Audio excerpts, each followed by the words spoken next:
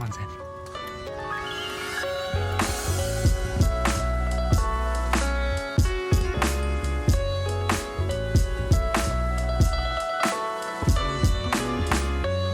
Welcome back, episode 3 of the Swing Rebuild series.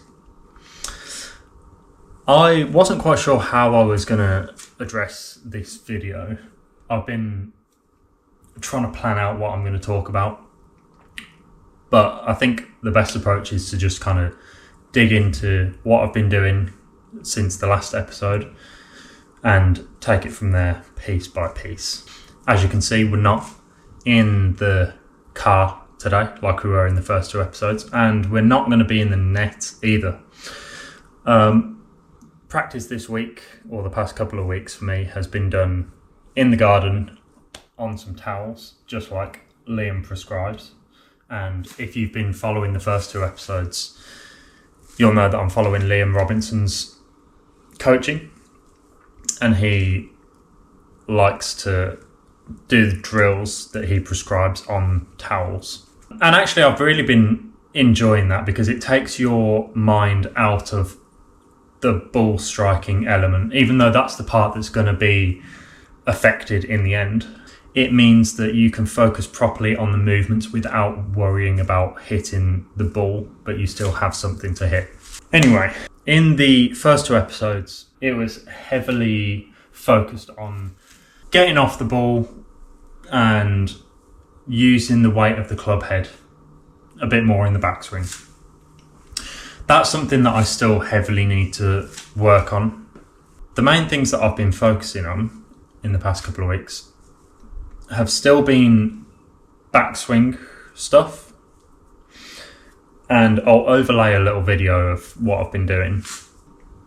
And what I have been doing, just to explain what you're going to be seeing on the screen, is some lead arm only backswings to work on keeping some width. Because what I was finding in the first 2 episodes, when I was focusing on that club head movement, that it felt very narrow, and that's why I explained. But I know that it's not supposed to be narrow. So I wanted to understand how to keep the width in the swing while still having that feeling of slinging the club head.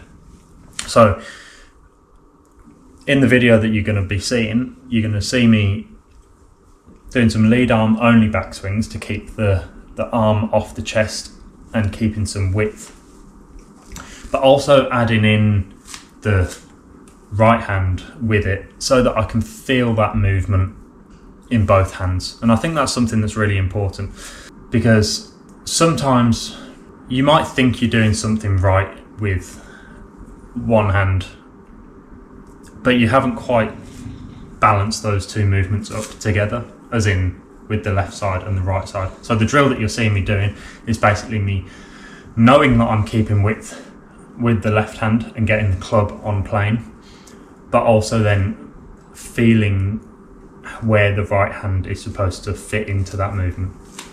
So that's been really good, and that's gonna, like I said, help me combine that with the whipping of the club head motion while keeping width in the swing. Now, I've sent my swing to Liam. I've got an analysis back from him.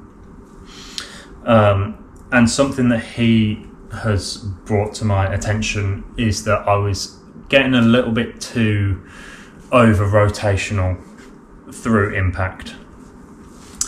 And a key thing that he brought up was that when I was doing the drills and moving into the transition, is that my arm was dropping, and that wasn't because my arm was just literally dropping, but it was because I was turning, and turning straight away from the top makes it look like you're bringing your arm down. So something that he's getting me to do is just to move more into my toe, and again I'll add a video to show you what I've been doing with that. Moving more into the toe first so that you're not spinning out and bringing that arm down.